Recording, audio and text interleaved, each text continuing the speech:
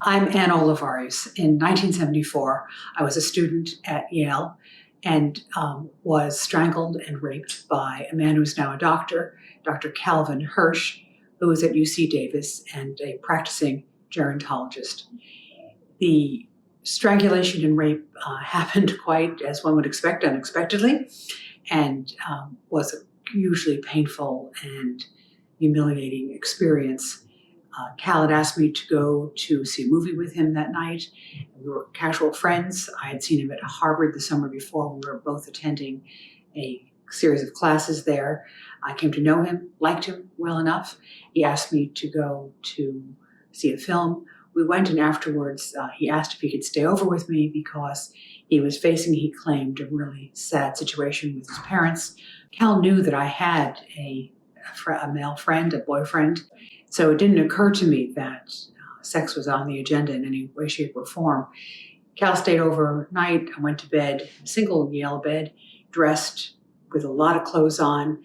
There was no kissing. There was no suggestion of kissing or hugging or any kind of intimacy whatsoever. None.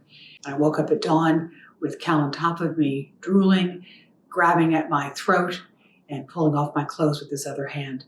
I fought back, as one would in the circumstance, and he got really frustrated fast, hit me, caused some blood out of my lip and on my face, over my pillow, and then inserted himself, came really fast, and then rolled off me. My legs were filled with blood and semen. It was sticky. I remember that terrible feeling. It was a cold morning, and I just rolled back, cried, and he went back to sleep instantly. Got up a short while afterwards with barely saying a word and just left. I went to the Yale police and told them what had happened, and they said, well, because he was a friend, somebody I knew, a Yale man, a white Yale man, that they didn't think it was a rape. And because of that, actually rape and strangulation, when I was with Gloria Steinem at a conference at Wesleyan not long thereafter, I asked a group of women and some men in the room, but mostly 1,000 women, about if they'd ever had they been raped. And 1,000 women, nobody raised their hands. I asked if they'd been date raped, because I was thinking of my own situation with Cal Hirsch. It was the first time, as far as I know, that term was used. It's since been published quite extensively, but I used it there for the first time, and most women in the room shot up their hands. They all could relate to that experience of being date raped.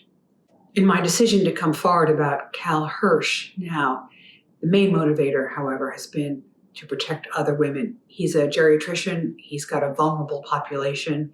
I think it's very important to come forward and to let it be known publicly that this man has a history of sexual assault. And I'm hoping very much that others will take this lead and follow me and name their assaulters. And hopefully that we can begin to get justice and change the system for women and men who have been assaulted.